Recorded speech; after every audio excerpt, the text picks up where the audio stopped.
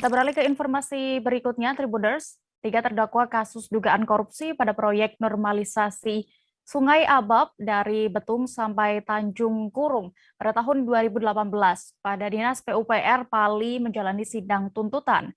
Mereka yakni Sri Dwi Hastuti, Junaidi, dan Rorin Nadian. Meski terjerat kasus yang sama, ketiganya dituntut hukuman yang berbeda-beda. Bagaimana tuntutan tersebut dan jalannya sidang tuntutan tadi akan dilaporkan oleh rekan Nisha, jurnalis Ripoku di sana. Halo rekan Nisha. Ya, siap deh, Depi. Nisha, pasal berapa yang dikenakan pada 3 terdakwa ini?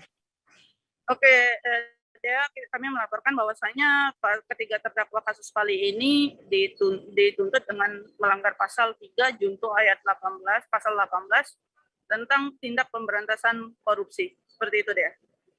Ya, lalu berapa tuntutan JPU atas 3 terdakwa ini? Dan informasinya juga tadi sempat saya singgung bahwa ketiganya mendapatkan tuntutan yang berbeda-beda.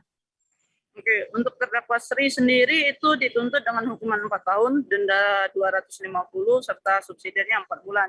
Sementara itu untuk terdakwa Junaidi dikenakan hukuman tuntutan berupa hukuman 3 tahun dengan denda 100 juta dan uang subsidiar 3 bulan. Sementara itu untuk terdakwa Rorin Nadian itu dituntut dengan hukuman 3 tahun 6 bulan, denda 100 juta dengan subsidiar 3 bulan. Namun khusus untuk terdakwa satu ini diwajibkan untuk membayar uang pengganti sebesar 3 miliar lebih, seperti itu dia. Atas tuntutan JPU ini, apa langkah hukum yang akan dilakukan oleh ketiga terdakwa?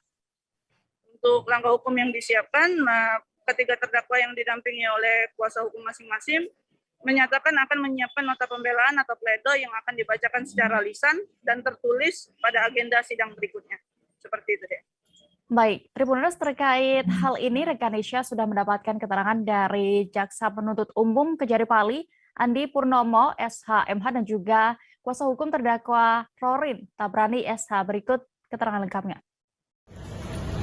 Izin Kak, untuk tuntutan 3 terdakwa hari ini bagaimana Kak? Dituntut dengan hukuman yang berbeda-beda ya Kak? Iya, untuk terdakwa yang dari PNS itu kita sama, pada intinya ketiga terdakwa ini sama tuntutannya, yaitu semuanya pasal 3.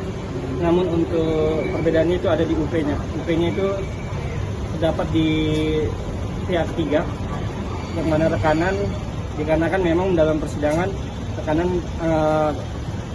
pihak PNS tidak menerima sesuatu. Uang pengganti tadi totalnya berapa ya Kak? Totalnya dikurangi dengan yang telah dibayarkan itu masih 2,5 M. 2,5. Tetapnya paling ganti. Hanya ke pihak ketiga. Rorin sama Junaidi berarti. Pihak ketiga hanya Rorin. Untuk terdakwa satu 4 tahun. Yang terdakwa satu yang untuk KPA dan PPK 4 tahun. Kepada klien kita tadi berapa ya dituntut? Kalau terhadap klien kami terdakwa Rorin Nadian itu 3 tahun 6 bulan. Bagaimana kita menanggapinya tuntutannya itu Kak?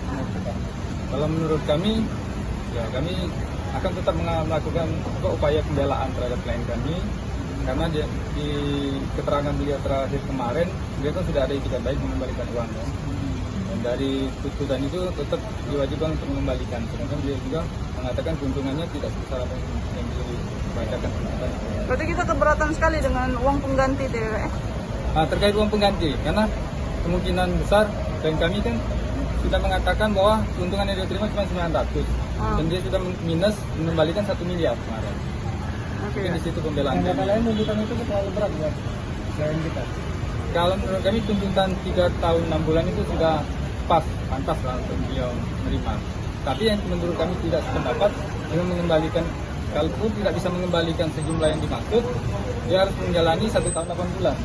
Nah, itu yang kami akan merasa keberatan karena itikat baik setelah upaya yang dilakukan oleh klien kami sudah sangat kooperatif dan sangat beritikat baik dengan mengembalikan uang kerugian negara miliar. Jangan lupa subscribe, share, komen, dan like ya.